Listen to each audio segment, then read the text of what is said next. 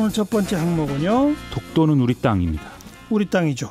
그렇죠. 그런데요. 그런데 일본이 독도에 전투기 출격을 가능하게 한다라는 내용이 담긴 방위백서를 이제 각위에서 채택을 해서 논란입니다. 예. 독도 상공에서 군사적 충돌이 발생할 경우에 항공자위대 전투기를 긴급 발진시킬 수 있다라는 내용이 있다는 건데요. 일본은 2005년 이후 방위백서에 독도를 일본의 고유 영토라고 표기를 해서 비난을 계속 받아왔는데 올해는 한술 더 뜬 그런 내용으로 채택을 한 겁니다. 구체적으로 뭐라고 써 있다는 거예요? 이 백서에 보면은 주권을 침해하는 행위에 대한 조치라는 항목이 있는데요. 지난 7월에 러시아 폭격기의 동해 영공 침범과 한국 공군 전투기의 경고 사격 등의 대응에 대한 내용을 서술을 하면서 이 대목의 또 하위 항목에 영공 침범에 대비한 경계와 긴급 발진 항목을 이제 넣어놨습니다. 그런데 여기 보면은 영공 침범 행위에 대응할 수 있는 것은 항공자위대뿐이다. 자위대법 84조에 따라서 우선적으로 항공자위대가 대처하고 있다라고 이제 써놨다는 것이죠. 자위대법 84조가 뭐예요? 외국 항공기의 일본 영공 침입 시에 방위상은 자위대가 해당 항공기를 착륙시키거나 쫓아내는 조치를 할 수 있도록 지시할 수 있다라는 내용이거든요. 네. 그리고 이 얘기가 센카쿠 열도 등 다른 영토 분쟁 사례에서 중국이나 러시아 군용기에 맞서서 항공자위대 전투기가 긴급 발진한 사례들하고 병렬적으로 이제 배치되어 있는 그런 내용입니다. 이미 우리가 해오던 대로 독도에도 하자 이 말이군요. 그렇죠. 결국 독도의 경우도 전투기 긴급 발진시킬 수 있다. 이 얘기를 볼 수밖에 없는 것이죠. 우리 정부는 지금 뭘 하고 있습니까? 국방부는 오늘 오후에 일본 국방무관을 국방부로 초치를 했고요. 방위백서의 이러한 내용에 대해서 강력하게 항의를 했습니다. 그리고 독도에 대한 부당한 영유권 주장에 대해서도 항의를 하면서 이 독도 영유권을 훼손하려는 어떤 시도에 대해서도 단호히 대응할 것임을 천명했다라고 밝혔는데요. 또 외교부도 일본 대사관 총괄공사 대리를 외교부로 초치를 해서 마찬가지 내용으로 항의를 했다고 합니다. 네, 독도 말고 다른 문제가 될 만한 내용도 있겠죠? 그렇습니다. 이 지소미아에 대한 대목이 대표적인데요. 이 초계기 논란을 들어서 한국의 부정적 대응이 방위 협력과 교류에 영향을 미치고 있다 이렇게 써놓은 건데요. 북한의 도발이 계속되는 상황에서 한국 구축함이 화기관제 레이더를 일본 해상자위대 초계기에 조사했다. 이 주장을 일방적으로 써놓고 마치 이런 것들이 지소미아 종료와 관계가 있다는 듯이 이제 썼다는 것이죠.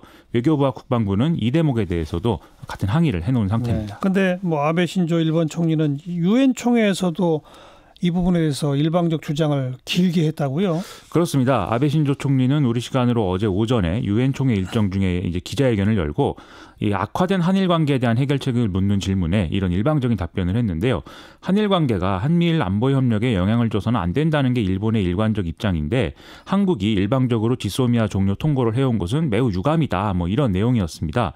또 수출 관리와 강제징용 판결은 전혀 별개의 문제라면서 이 자신들의 이 조치는 WTO 협정 등과 충돌하지 않는다라는 얘기를 또 재차 강조를 했습니다. 오늘 청와대가 또 항의했죠?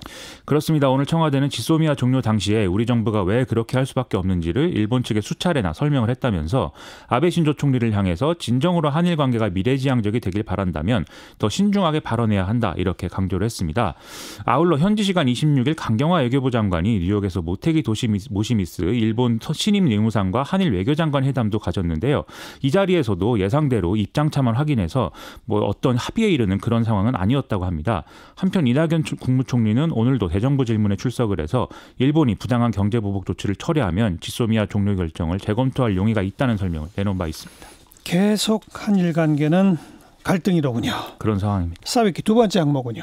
열심히 일해서 정규직 됐다입니다. 그건 또 누구 얘기입니까?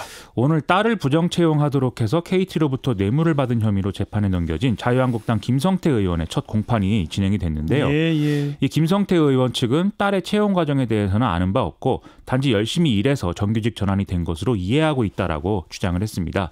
하지만 이와는 상반되는 이런 이 사실을 가리키는 진술이 나와서 귀추가 주목이 됩니다. 먼저 재판에 넘겨진 혐의가 구체적으로 뭐였죠? 김성태 의원은 국회 환경노동위원회 소속이던 2012년에 국정감사에 이석재 KT 회장의 증인 채택을 무마해주는 대가로 딸을 KT에 채용하도록 하는 그런 혐의를 받고 있는데요. 이 결과 애초에 계약직이었던 김성태 의원의 딸은 정규직 채용에 지원도 안 했는데 최종 합격되는 등의 정상적이지 않은 과정을 거쳐서 채용된 것으로 검찰은 보고 있습니다. 이석재 회장이 그래서 증인으로 나온 거예요? 그건 아니죠? 그렇습니다. 이 김성태 의원 측은 당시 이석재 회장뿐 아니라 삼성전자 사장이나 현대자동차 회장 등의 다른 기업인의 증인 채택 요구도 모두 무산됐다 이렇게 주장을 하고 있는데요.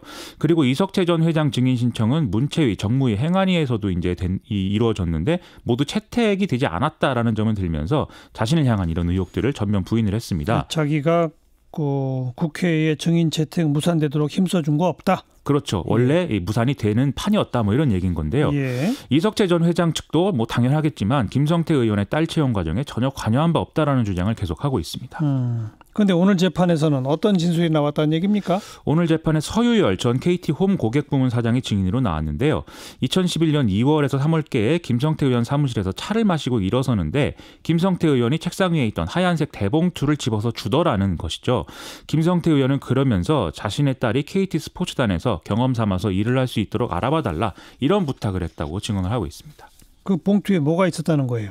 서유열 전 사장은 봉투를 열어보진 않았지만 두께라든지 뭐 이런 걸로 밀어볼 때 이력서가 있었을 것으로 짐작했다라면서 KT 사무실로 돌아와서 이 스포츠단을 담당하는 임원에게 당일에 이 이력서를 바로 전달하고 김성태 의원 딸의 계약직 채용 가능성을 알아보라고 지시했다고 증언을 했습니다. 예. 즉 이 증언은 김성태 의원 딸이 처음부터 낙하산으로 채용이 됐던 거고 이 사실이 이후 정규직 채용에도 영향을 미쳤다라는 혐의 내용을 뒷받침하는 증언으로 볼 수가 있겠는데요. 아하. 또 이력서를 받고 얼마 후에 김성태 의원이 이석재 회장과 저녁 식사 자리를 잡아달라고 요청을 해서 이 저녁 식사 자리를 마련했다라는 증언도 서유열 전 사장이 했습니다. 예. 공적인 이유였으면 김성태 의원이 비서실로 연락을 했을 텐데 자신을 통하려 한 것은 딸 얘기를 하려는 것으로 짐작했다고 했는데요. 서유열 전 사장에 따르면 이 당시 저녁 식사에 대한 얘기에서 김성태 의원은 이석재 회장을 장관님이라고 불렀다고 합니다.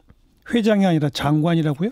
그렇습니다. 이석재 회장은 1996년에 정보통신부 장관을 지낸 바 있는데요. 맞아요. 이 정보통신부의 전신은 또 최신부이지 않습니까? 예. 서유열 전 사장은 김성태 의원이 최신노조 간부 출신이라는 점에서 두 사람이 이제 구면이었을 것으로 짐작을 했다. 이렇게 얘기를 하고 있습니다. 즉 김성태 의원하고 이석재 전 회장이 청탁을 하고 또 들어주는 일이 가능한 사이였을 거다. 뭐 이런 얘기였던 셈이죠. 재판 이제 시작이죠. 그렇습니다. 네, 수고하셨어요. 고맙습니다. 김민아 기자였어요.